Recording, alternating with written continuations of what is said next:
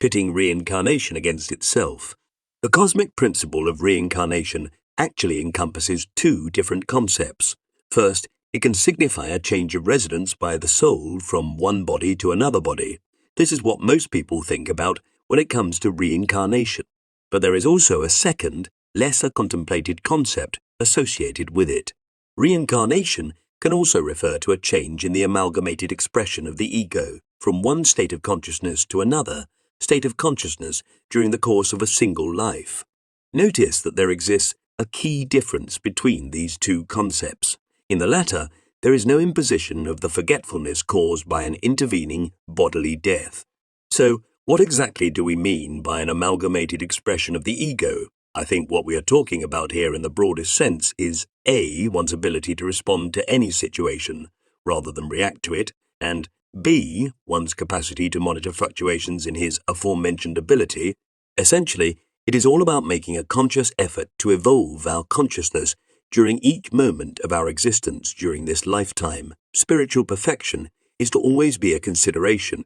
We might understand these concepts better by using the example of a donor-donee relationship. There are three types of donors: those who operate out of ignorance, those who operate out of passion, and those who operate out of goodness. 1. Donors who give without proper attention, without proper respect, or otherwise indiscriminately, are said to operate out of ignorance. For example, contributions which encourage indulgence in intoxication and gambling are not considered beneficial. Similarly, if a donor gives charity to a suitable person, but does so without proper respect, he is said to be operating from a mode of darkness. 2. Donors who give with the expectation of some return or in a grudging mood are said to operate from a mode of passion. The same is also true for charity given under some obligation or to institutions that promote sense gratification. 3. Donors who give out of duty, without expectation of return, at a proper time and place, and to a worthy recipient, are considered to operate from a mode of goodness. For example, charity given to persons engaged in spiritual activities is recommended if it is given without any consideration of return.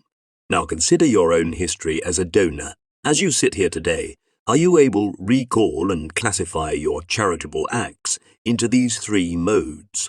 Are you further able to feel how you felt in each such instance? Now, through this heightened awareness, are you able to sense the negative emotional charge associated with donations made from a mode of ignorance or passion? Finally, going forward, have you resolved to donate only from the mode of goodness? If so, that is now the amalgamated expression, your ego, as it relates to charitable contributions. At this juncture, it would be helpful to explain the process of body-to-body reincarnation. It is said that the soul is encased in three bodies. 1. The physical body, which may be said to be dependent on food. 2. The astral body, which is dependent on energy, will, and evolution of thought. And 3. The causal body, which is dependent on the ambrosia of wisdom and bliss. At death, the physical body is destroyed. The other two bodies, being mental and emotional in nature, are still ethereally held together by unfulfilled material desires and by unworked out karma. The soul, wearing these two bodies, thus repeatedly incarnates in new physical forms. When all reincarnation, making desires, are conquered through meditation and pure devotional service, these body prisons dissolve. The individualized soul is then permitted to merge with infant spirit and experience ever-conscious new bliss. So what exactly does it mean to pit reincarnation against itself? In the simplest terms, it means to minimize the number of body-to-body reincarnations by evolving the level of your consciousness as quickly as possible in this lifetime.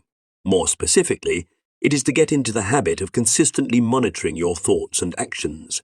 Is the amalgamated expression of your ego coming from the purest of intentions? If so, then you are burning reincarnation, making desires right now. All glories for this knowledge, to the extent accurately presented, belong to world-renowned spiritual masters, His Divine Grace A.K. Bhaktivedanta, Swami Prabhupadanta, Swami Prabhupadanda, and Ayor Paramahansa Yogananda.